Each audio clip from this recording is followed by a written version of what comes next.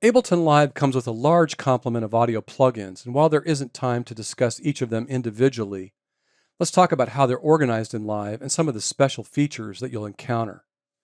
So I've got exercise 4 from chapter 8 open, and I'll start by mentioning that I think the stock plugins included with the various versions of Ableton Live are very, very good plugins. And I often forget to use my third-party plugins because I'm just using the Ableton plugins. So let's go to the audio effects category, and I'll point out that for the first time in Ableton Live 11, the plugins are organized by category. So if I click the little triangle here next to where it says delay and loop, we'll see all of the various delay plugins. And if I go down to drive and color, well, now we see all the amp and saturation type plugins. Now you'll notice that as I open up one category, it closed the other one. Now, if I want to open up multiple categories, you can do that by command or control clicking on the little triangle next to the category. Now, in each of these categories, we see multiple devices, and at the top level, the folder for each device, I'll remind you that that is actually a default plugin. And if you want to go to a more specific preset, then you can open up that category, and within that category, there'll either be more subfolders, or in this case, we only got just a bunch of presets.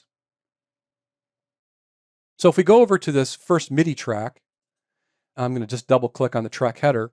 I'll point out that I've got a plugin down here, and I added this one to the examples that I'm showing you here just to let you know that you need to look at some of these plugins carefully because often there are multiple devices included within the same plugin.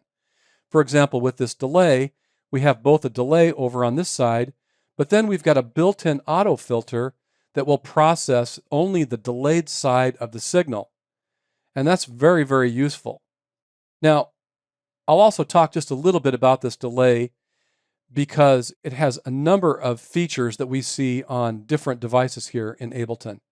So the sync button up here at the top is for syncing the selected delay time to the session tempo, which is 68.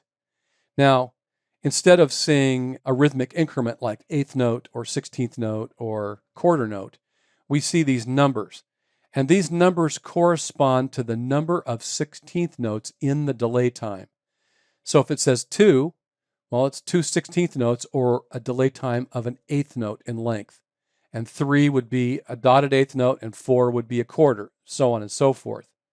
Now you'll notice that as I click selected delay time here, the same thing is happening both on the left and the right. And that's because the two sides are linked. If I disable the linking button, well, now I can set independent delay times on the two sides. Also, if I click the sync button, I can now set a delay time in milliseconds, or what we call the time function. So that's common to many of the Ableton plugins that are similar to this one.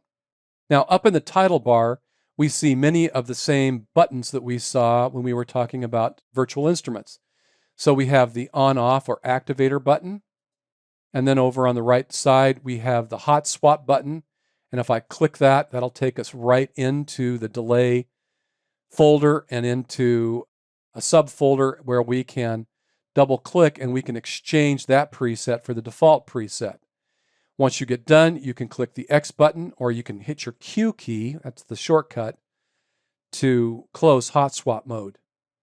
Now, if we make some changes to this, let's say we set a little bit different delay time, we can now save this as a different plugin. So if I click the save button, we can save this as a modified preset. And if I click that, that takes us into the user library, into the delay, into the modulated delay subfolder, where we can call this my glitch delay.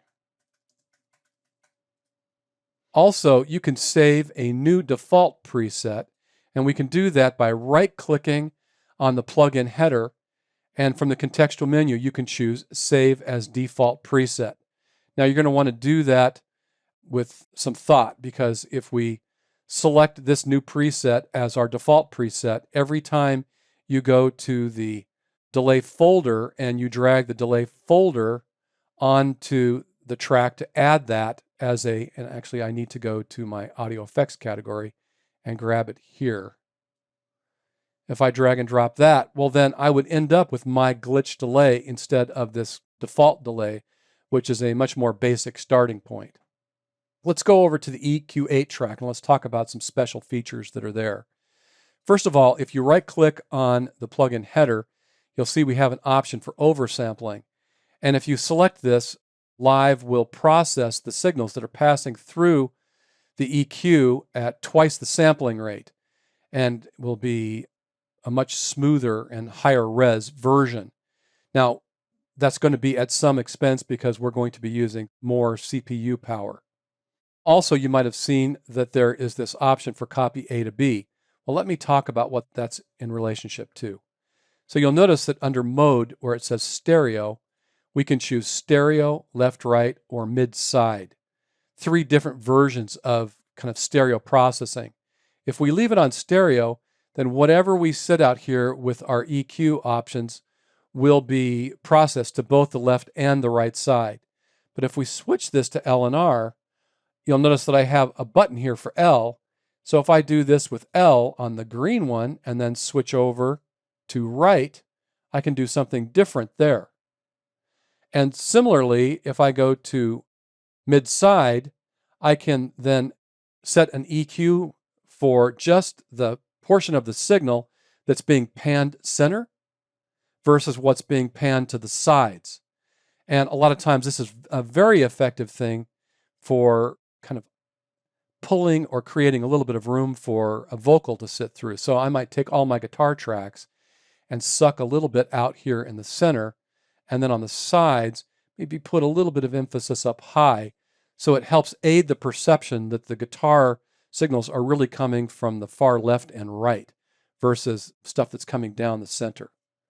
Also, we can unfold this button here so that it takes the visual display that we see here and really opens that up big where we can see it. You can also change how big that display is if you want.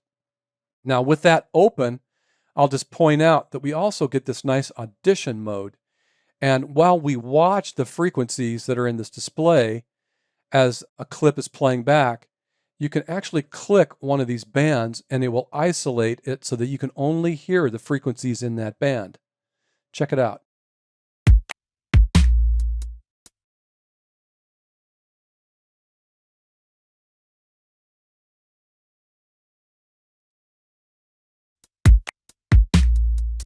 And that's a really big help when you're trying to kind of isolate a problem and determine how you're going to use the EQ to shape that signal. All right, let's close that down. And I want to finish by going over here on the Buzz bass track. And I want to point out something that, I overlooked for a long time. Probably many of you haven't. But there's a number of plugins in the modulators area, like the LFO and Shaper, that are really useful, and they allow you to modulate parameters of other devices. So if you've got a device that doesn't have an envelope or an LFO, you can use either the LFO or the Shaper to modulate that parameter. And I actually like to use the Shaper plugin the most because I can actually use this area here to create exactly the shape that I want to use to modulate whatever parameter that I'm using it for. Now in this case, you can see that I'm using it to modulate the volume here, and I'm doing that to create a sidechain effect. Check it out.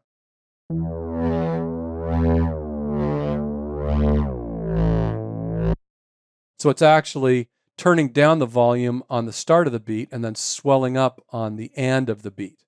Now to map this, all I have to do is set the parameter where I want it on the device and then go to Shaper, click the mapping button. While that's flashing, then click select the parameter that I want it to modulate. And now that's assigned. So now that you understand the basics of how to work with audio plugins and presets, I encourage you to pick out a few and use them in your music. Check out the next video where we'll discuss MIDI plugins.